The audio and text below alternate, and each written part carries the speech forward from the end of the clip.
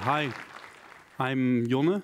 I'm a conflict analyst working in the Republic of Georgia.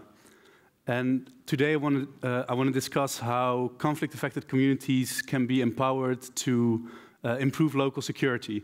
And as many of you will know, in 2008 there was a war in Georgia between Russia and Georgia over the region of South Ossetia.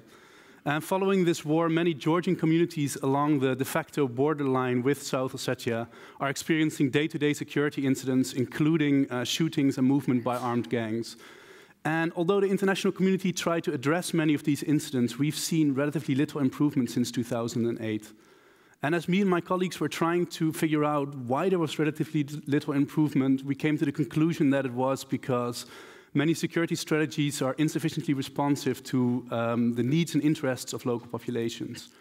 So we came to the conclusion that what was really needed was to have like a feedback loop between those communities and security providers that would allow the communities to provide information on local security dynamics to the security providers, and also to provide feedback on programs implemented in their area.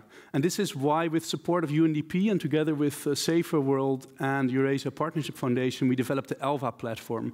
And this platform allows communities to submit by SMS weekly security questionnaires and calls for emergency assistance to a central phone number. And once the data reaches that phone number, it's automatically visualized online and sent on to community representatives or other stakeholders for response. And many of you might ask, well, why do we actually work with citizen monitors and not with professional monitors? And the answer to that is simple. We really care about the local needs and interests, the concerns of local communities, and no one is more aware of those than the communities themselves. So about 20% of our work really consists of developing the software, but 80% consists of just spending time with those communities and trying to understand what they need. And by listening to them, we've built up a relationship of mutual trust with them.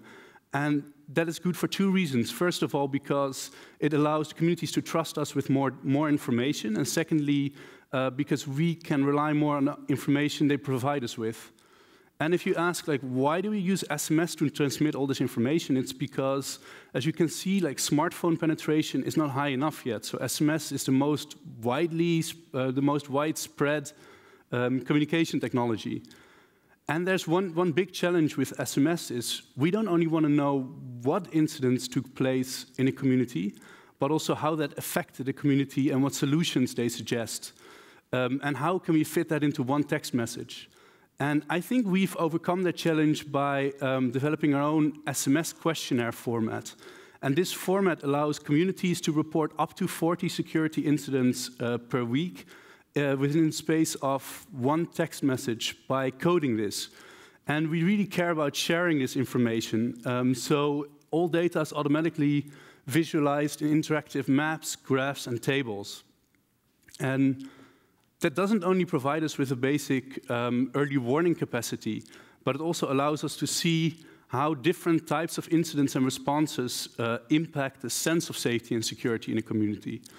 So if we look at the green line there, that's the average sense of safety and security in the communities, and the red line is the number of shootings. And as you can see, the number of shootings barely impact the sense of safety and security. And this is because most communities have simply grown used to shootings. So it's a sign that security providers can maybe better focus on more concerning incidents. And as we want to make this network really sustainable and also relevant in periods of relative safety, we're also providing other information services over the network that are relevant, such as local weather forecasts for agricultural communities or the translation of agricultural documents that are not available in Georgian. And through working and engaging these communities, we've received super good feedback from them.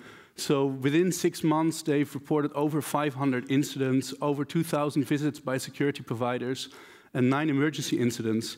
And I think the biggest result we've achieved is that we start seeing that slowly community representatives start working more closely with security providers to jointly address and analyze security incidents. And we really care also about learning from your projects and your experiences. So If you're interested in sharing information or using our platform, it's open source, please feel free to drop me a line at the email address you see on the screen. Thanks.